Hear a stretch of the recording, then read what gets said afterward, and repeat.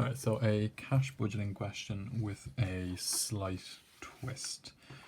So we're asked for a cash budget and a budgeted trading profit and loss account as normal, but you'll see here we're looking for a production budget for 4 months and a raw materials budget for 4 months as well.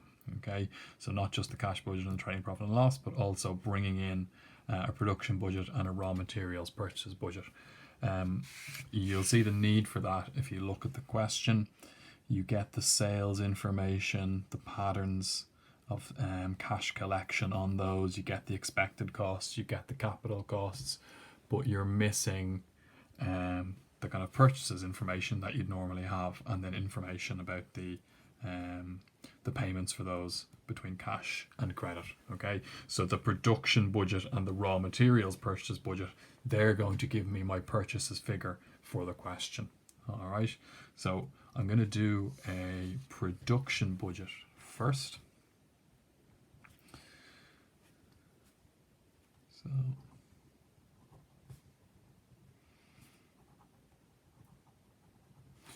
and you'll notice that the production budget is for 4 months, July to October. So I have information here for July to December, but all the way through the question, I'm just asked for July to October, so not the full 6 months. I suppose an acknowledgement that they're looking for more from you, so they're just looking for 4 months of budget instead of 6 months of a budget. So your production budget then, you're looking for July to October. I'm going to go just another month. We'll see why in a second. They kind of talk about the following month's sales requirements and stuff when they talk about stock levels. So we're going to need November's figures to get this correct. So I'm going to go July, August, September, October, and then just 1 month more than they want, because I'm going to need that for some of the information in October. So production budget then, your starting point is going to be your sales in units, because you're going to need to produce enough units to sell. Okay, so your starting point is the sales units, and then in each month you're going to need to add on your closing stock of finished goods for that month. Okay, because if you want closing stock at the end of July, you need to produce it in July. If you want closing stock at the end of August, you need to produce it at the end of August. So we add closing stock on, but then any stock coming forward from the previous month, we don't need to make that in the month, so we're going to take away opening stock in our production budget. Okay, so our sales units are just going to go straight in here. So 9,000, 9,750, 11,000, 12,000, and 12,500.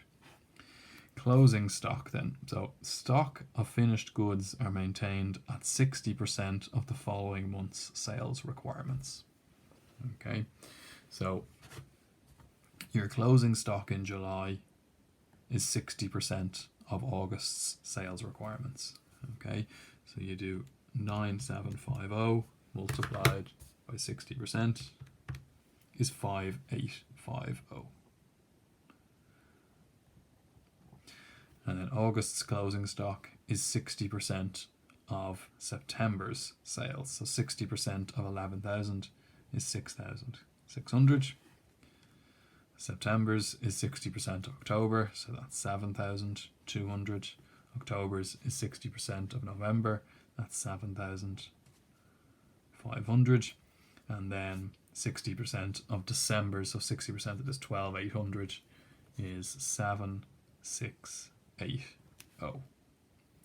And then less the opening stock. So Irwin Limited is planning to set up a business on the 1st of July. So this is a new business. There's no opening stock at the very start. Okay. August's opening stock is just going to be July's closing stock, and so on. August's closing will be September's opening.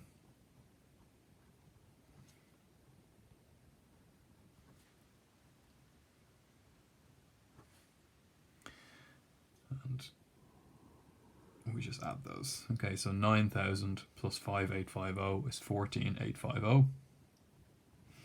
9,750 plus 6,600, take away 5,850 is 10,500, and so on. So 11,600 here, 12,300 here, and 12,680 here. Okay, so that's your required for production. Okay, so that's how many units you need to produce each month. Okay, part B then is going to look for a raw materials purchases budget. So to produce this amount of finished goods each month, how much will we need to purchase? Okay, so it's here we're going to get our purchases figure for our cash budget. Okay, so in part B then I'm doing a raw material purchases budget.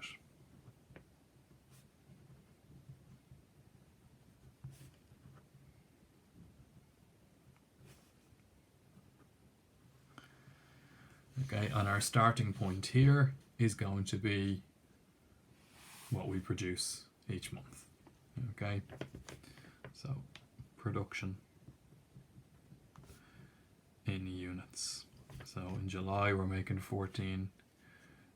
Sorry, this should be down here, and then just put the months in again. So July, August, September, October, November. So your production in July is 14,850. Your production in August is 10,500. Production in September 11,600. October 12,300. November 12,680. So each product unit requires 3 kilograms of material X. Okay, so materials per unit, multiply by 3, multiply by 3, multiply by 3, multiply by 3, multiply by 3.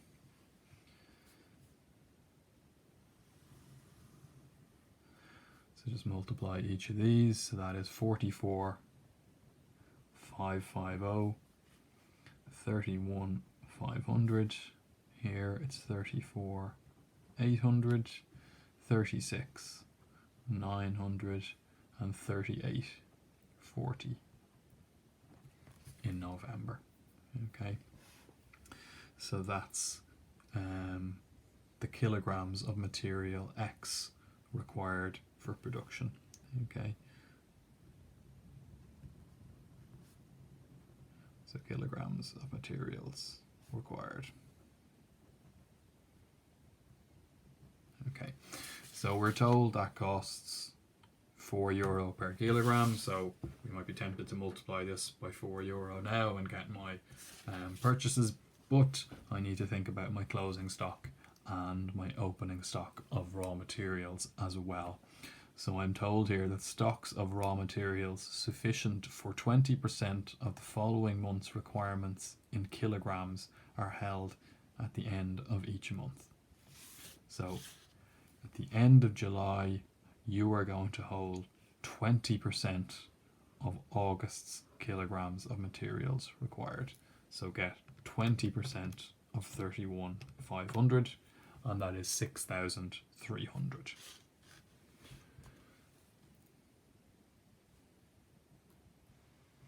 That's your closing stock.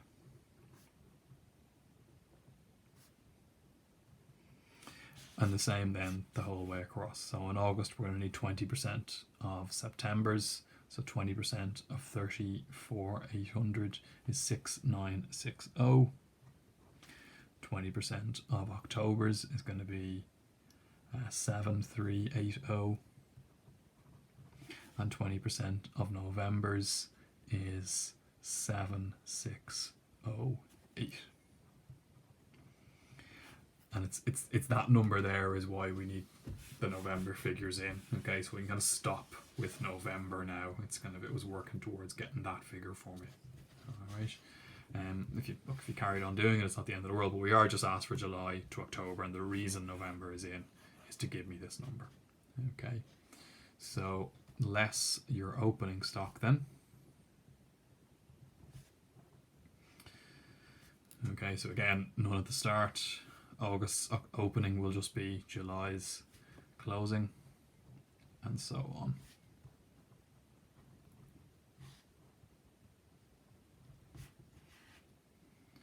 We don't need that then. So let's just add those up. So 44,550 plus 6,300 is 5850. 31,500 plus 6,960 take away 6,300 is 32,160. 35,220. 37,128. Okay, so that's the raw material we need to purchase each month. So raw materials required to be purchased in kg. So then the price per kg is €4. So multiply by 4.